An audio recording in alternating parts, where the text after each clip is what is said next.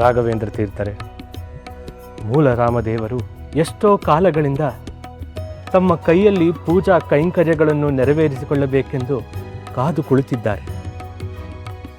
ಇಂದು ಆ ಸೌಭಾಗ್ಯ ನಿಮಗೆ ಒದಗಿ ಬಂದಿದೆ. ಅದನ್ನು ನೋಡಿ ಕಣ್ತುಂಬಿಕೊಳ್ಳುವ ಸೌಭಾಗ್ಯ ನಮಗೆ ದೊರೆತಿದೆ. ಮುಂದುವರಿಸಿ.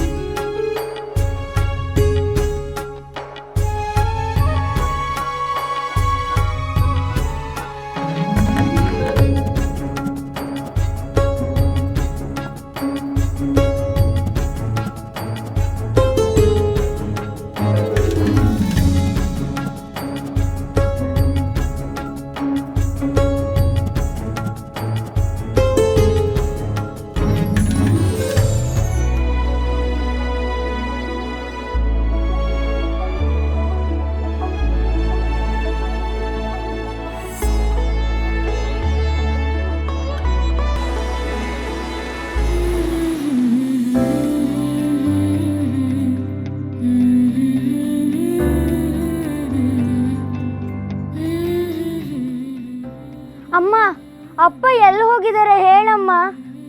ಅಪ್ಪ ಎಲ್ಲಿ ಹೋಗಿದ್ದಾರೆ ಹೇಳಮ್ಮ.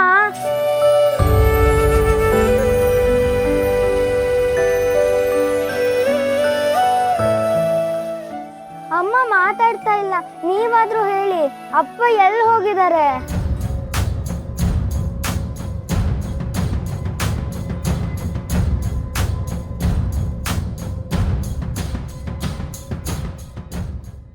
ಅಮ್ಮ ಎಲ್ಲಿ ಹೋದ್ರು?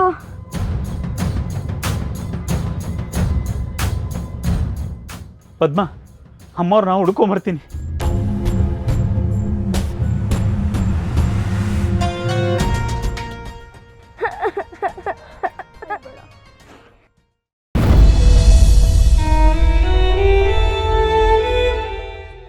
ಕಂದ, ಬೆಳಗ್ಗೆಯಿಂದ ಏನೂ ತಿಂದಿಲ್ಲ, ಸ್ವಲ್ಪ ಊಟ ಮಾಡೋ. ನನಗೆ ಊಟ ಬೇಡ, ಅಮ್ಮ ಬೇಕು. ಅಮ್ಮ ಎಲ್ಲೋ ಹೊರಗೆ ಹೋಗಿದ್ದಾರೆ, ಬಂದ್ಬಿಡ್ತಾರೆ. ಸ್ವಲ್ಪ ಊಟ ಮಾಡಪ್ಪ. ನಂಗೆ ಊಟ ಬೇಡ, ಅಮ್ಮನೇ ಬೇಕು. ಅಮ್ಮ, ಹೇಗಪ್ಪ ಸಮಾಧಾನ ಮಾಡಲಿ ಹುಡುಗನಿಗೆ? ಪಾಪ ಬೆಳಗ್ಗೆಯಿಂದ ಒಂದು ಹನಿ ನೀರು ಕುಡ್ದಿಲ್ಲ. ಅಮ್ಮ ಅಮ್ಮ ಅಂತ ಒಂದೇ ಸಮನೆ ಕನ್ವರ್ಸ್ತಿದ್ದಾನೆ. ಸರಸ್ವತಿ ಅಮ್ಮ ನೋಡಿದ್ರೆ ಬೆಳಗ್ಗೆಯಿಂದ ಕಾಣ್ತಾ ಇಲ್ಲ. ಅವ್ರನ್ನ ಹುಡುಕೊಂಡು ನಮ್ಮನೆಯವರು ಬರಲಿಲ್ಲ. ನಂದ ಗೋಕುಲದ ಹಾಗಿತ್ತು ಈ ಮನೆ. 2 ದಿನದಲ್ಲಿ ಹಾಳು ಹಂಪಿ ಆಗೋಯ್ತು. ಯಾವ ಪಾಪಿಗಳು ಕಂಡ್ಬಿತ್ತೋ ಏನೋ. ನಾರಾಯಣ,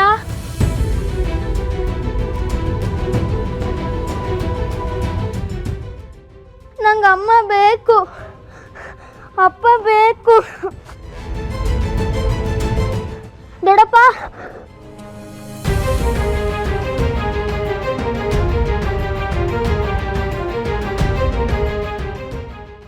ಲಕ್ಷ್ಮೀನಾರಾಯಣ, ಯಾಕಪ್ಪ ಅಳ್ತಿದ್ಯಾ? ಏನಾಯ್ತು ಕಂದ? ಅಪ್ಪ ಎಲ್ಲಿ ಹೋಗಿದಾರೋ ಗೊತ್ತಿಲ್ಲ. ಅಮ್ಮನೂ ಬೆಳಗ್ಗೆಯಿಂದ ಮನೇಲಿ ಕಾಣಿಸ್ತಾ ಇಲ್ಲ.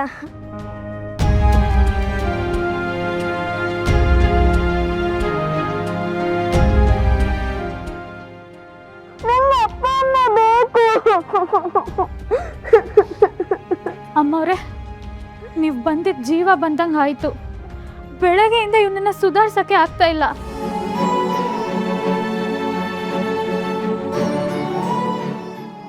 ಯಾಕೆ ಪದ್ಮ, ಸರಸ್ವತಿ ಎಲ್ಲಿ ಹೋಗಿದ್ದಾಳೆ? ಬೆಳಗ್ಗೆಯಿಂದ ಕಾಣ್ತಾ ಇಲ್ಲ ಅಮ್ಮವ್ರೆ. ಹೇಳ್ದೆ ಕೇಳ್ದೆ ಎಲ್ಲೋ ಹೊರಟೋಗಿದ್ದಾರೆ. ನಮ್ಮ ಯಜಮಾನ್ರು ಅವ್ರನ್ನ ಹುಡುಕೊಂಡು ಬರೋಕ್ಕೆ ಹೋದ್ರು. ಆದರೆ ಅವರು ಇನ್ನೂ ಬಂದಿಲ್ಲ. ನಂಗೆ ಯಾಕೋ ತುಂಬ ಭಯ ಆಗ್ತಿದೆ. ಹೆದರ್ಕೋಬೇಡ ಪದ್ಮ, ನಾವು ಬಂದಿದ್ದೀವಲ್ಲ, ನೋಡ್ತೀವಿ. ಯಾರಾದರೂ ಪರಿಚಯ ಇದ್ದವ್ರು ಮನೆಗೆ ಹೋಗಿರ್ಬೋದಮ್ಮ? ಇಲ್ಲ ಅಣ್ಣ, ಅವ್ರು ಯಾರ ಮನೆಗೂ ಹೋದವರಲ್ಲ. ಮತ್ತೆ ಎಲ್ಲಿ ಹೋಗಿರ್ತಾಳೆ? ಅವಳು ಮಗ ಅಂದರೆ ಪಂಚ ಪ್ರಾಣ. ಇವನ್ನ ಒಂದು ಕ್ಷಣನೂ ಬಿಟ್ಟಿರ್ತಿರ್ಲಿಲ್ಲ. ಹೌದಕ್ಕ, ಅವರೇ ಊಟ ಮಾಡಿಸ್ಬೇಕು, ಅವರೇ ಸ್ನಾನ ಮಾಡಿಸ್ಬೇಕು, ಇವನಿಗೆ ಅವರೇ ನಿದ್ದೆನೂ ಮಾಡಿಸ್ಬೇಕು. ಸರಿ, ನಾವು ಹೋಗಿ ಹುಡುಕ್ತೀವಿ. ನೋಡು ಕಂದ, ನೀನು ಜಾಣ ಅಲ್ವಾ? ಅಣ್ಣನ ಜೊತೆ ಆಟ ಆಡ್ಕೊಂಡು ಇಲ್ಲೇ ಇರೋ, ನಾವು ಹೋಗಿ ಕರ್ಕೊಂಡು ಬರ್ತೀವಿ.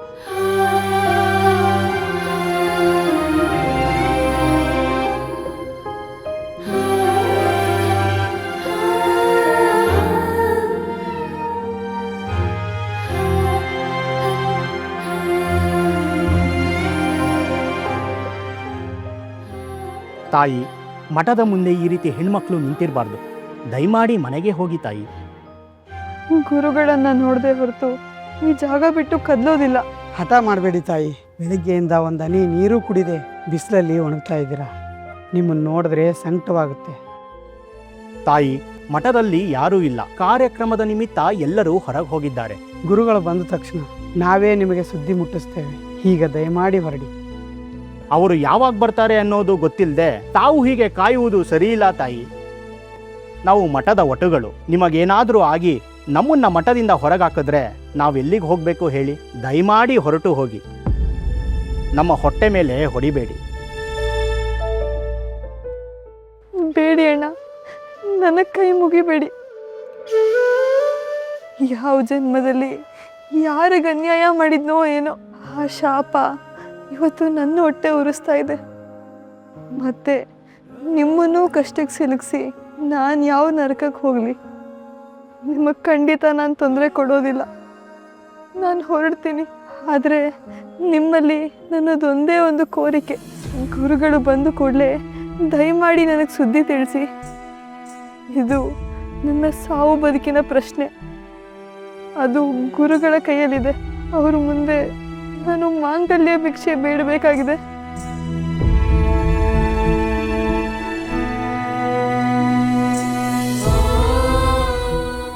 ಈ ತಾಯಿಯ ಸಂಕಟ ನೋಡಿದರೆ ಕರಳು ಕಿತ್ತು ಬರುವಂತಾಗುತ್ತದೆ.